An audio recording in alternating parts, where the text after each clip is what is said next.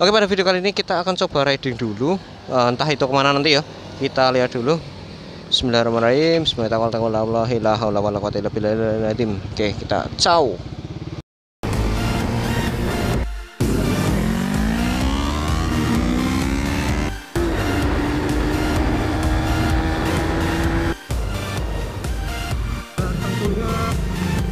Ini adalah jalan terusan ya, yang kalau ke sana itu ke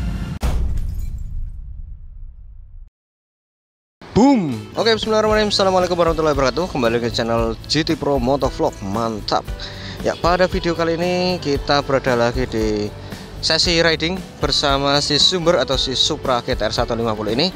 Nah, ini aku kebetulan posisi sekarang lagi di pom Berko ya, Pertamina Berko. Ada habis ya sedikit tambah angin sama cek bensin, ternyata masih. Nah, motor ini kemarin udah lama ya, udah cukup lama nggak aku videoin.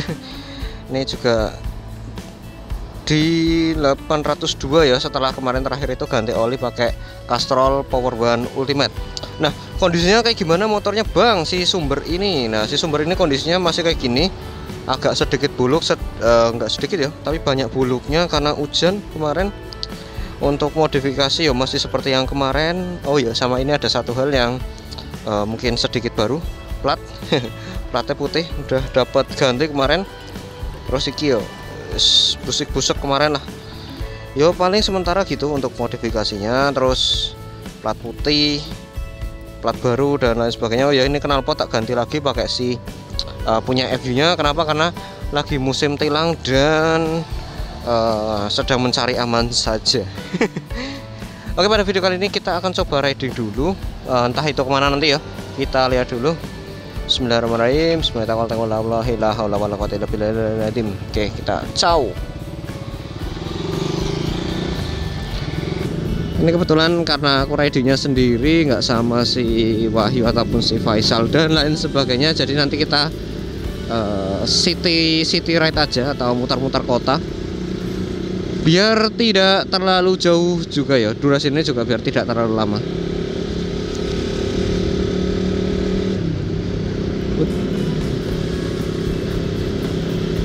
Oh ya, mungkin kalau ada yang ditanyain sama teman-teman kemarin, Bang gimana Bang impresi untuk oli Shell untuk oli Castrol Power One Ultimate nya gimana selama penggunaan ini? Kan karena baru 803, jadi aku belum bisa kasih impresi fullnya karena juga baru sekali tuang ya. Jadi nanti mungkin akan aku kasih impresi ketika sudah 2 kali tuang, mungkin seperti itu. Biar apa? Biar valid ya, biar afdol. Karena kalau cuma 1 kali itu kerasanya mungkin kalau enak ya enak, kalau enggak ya enggak gitu loh. Jadi belum bisa ditarik kesimpulan yang konkret kalau cuma baru 1 kali ganti ya, bahasanya seperti itu. Gitu untuk oli kemarin gitu ya. Nanti ditunggu aja video untuk oli sama reviewnya kayak gimana. Terus mungkin ini ke depan akan aku coba ganti sesuai yang kemarin atau waktu itu aku jelasin ya, part-part 5 tahunan yang mungkin perlu diganti. Buat GTR ini cukup mehong-mehong guys, mulai dari shock absorber dan lain sebagainya. Nanti kita coba simak di video selanjutnya aja. Ya, mumpung ini eventnya 5 tahunan. Oh ya, kemarin aku ini ya habis ganti plat atau perpanjang 5 tahunan. Sekarang itu ternyata aturannya sudah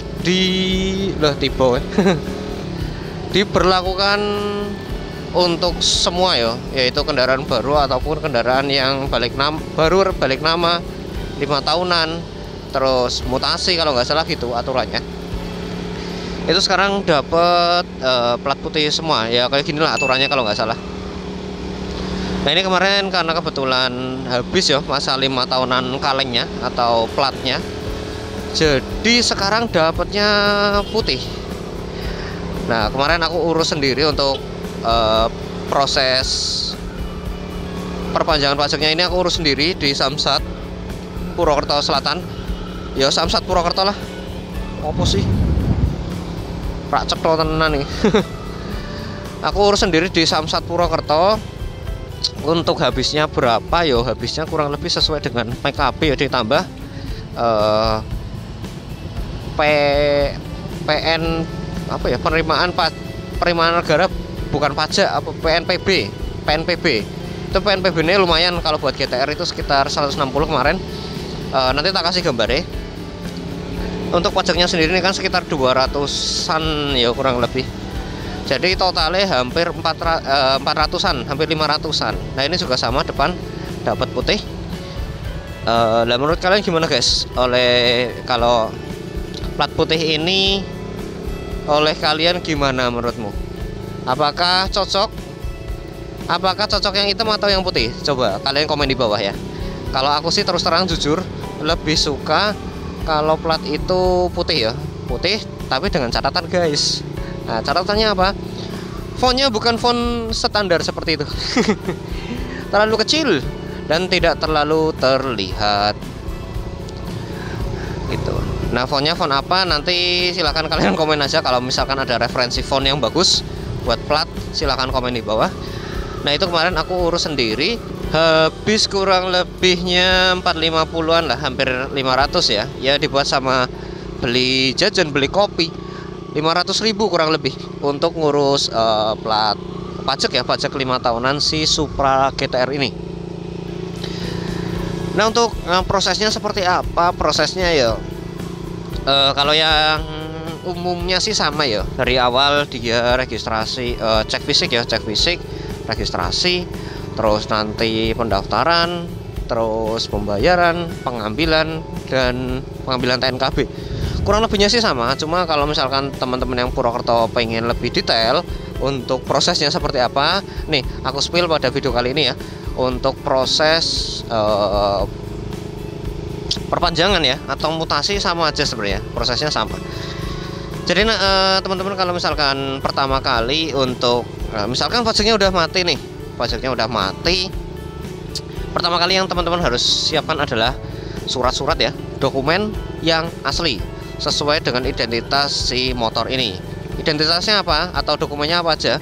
Yang pertama ada KTP asli pemilik sesuai dengan nama Cikiwir Jangkrik. Itu pertama KTP, terus ada STNK sesuai ya, TNKB-nya. Terus yang ketiga adalah BPKB yang asli juga, tapi bukan yang di sekolahin. Karena kalau di sekolahin udah pinter, nggak perlu perpanjangan.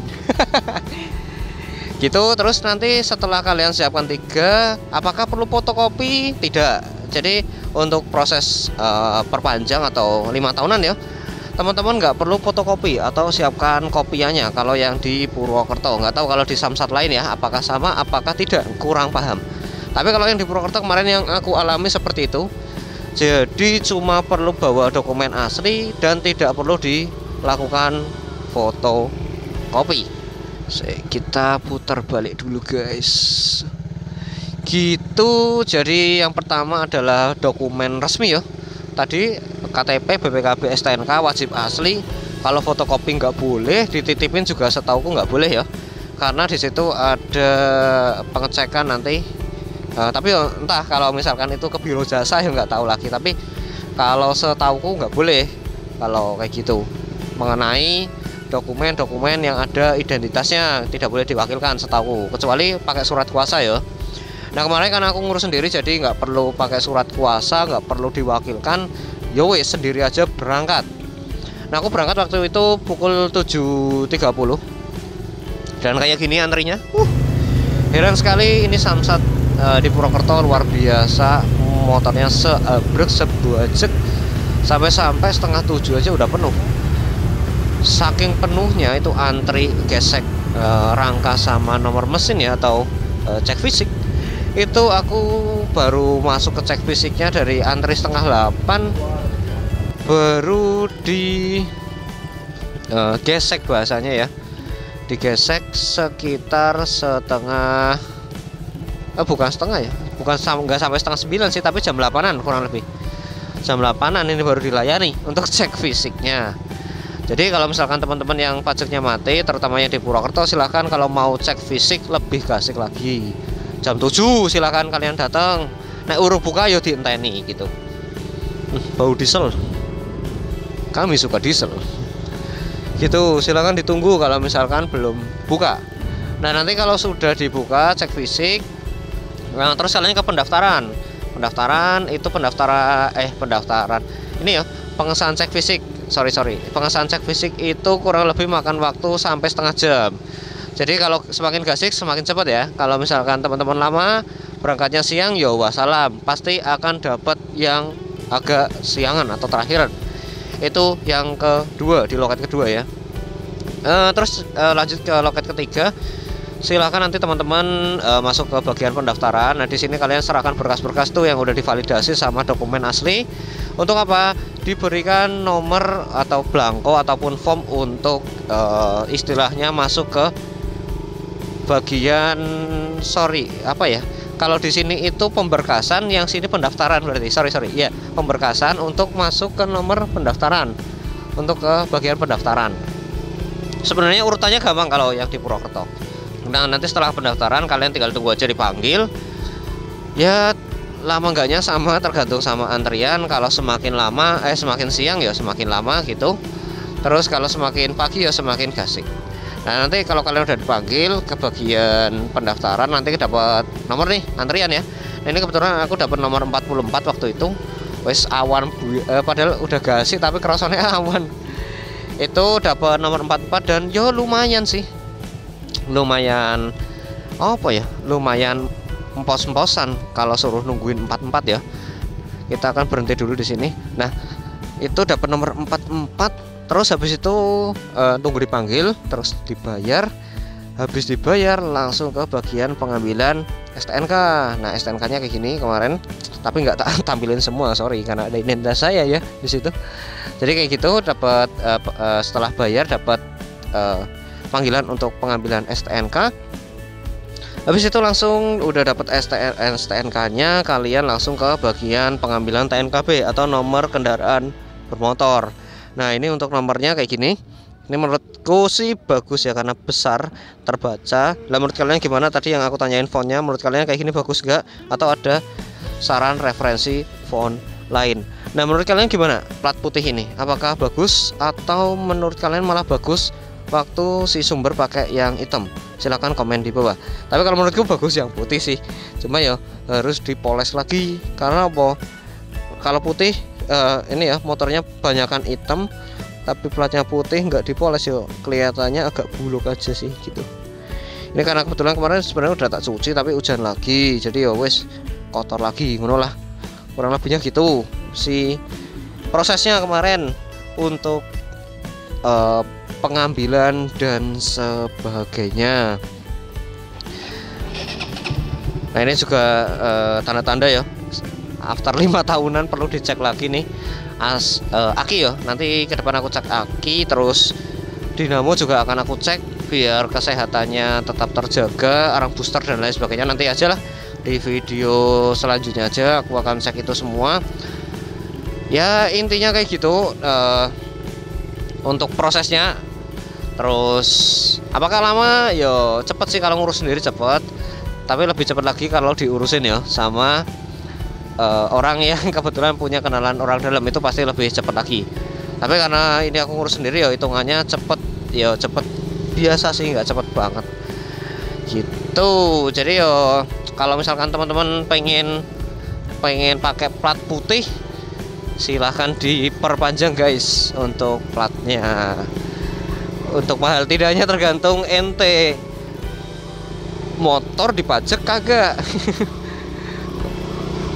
Kalau nggak dipajak ya nantinya bakalan mahal sih, karena yo pajak itu kan setiap tahun ya.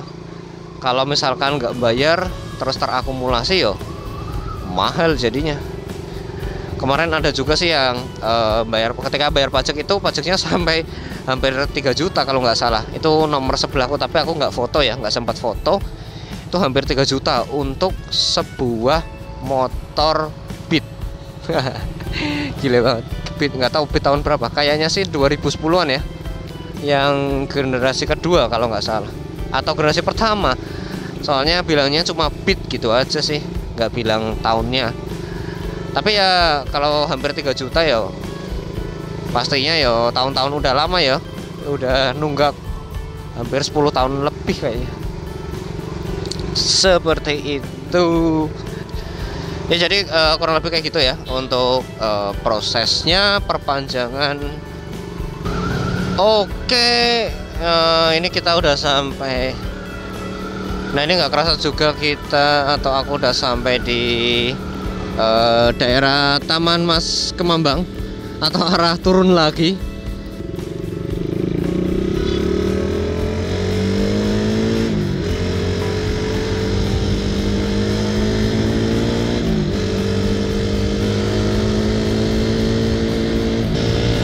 Yuk kita gas.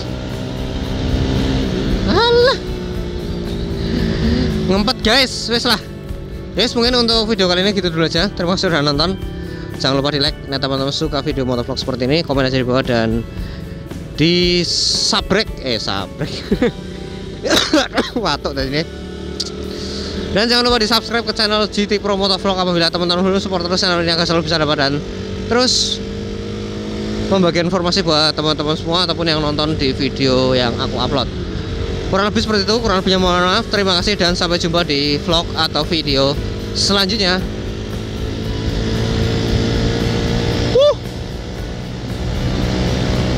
Kita coba dapat berapa guys?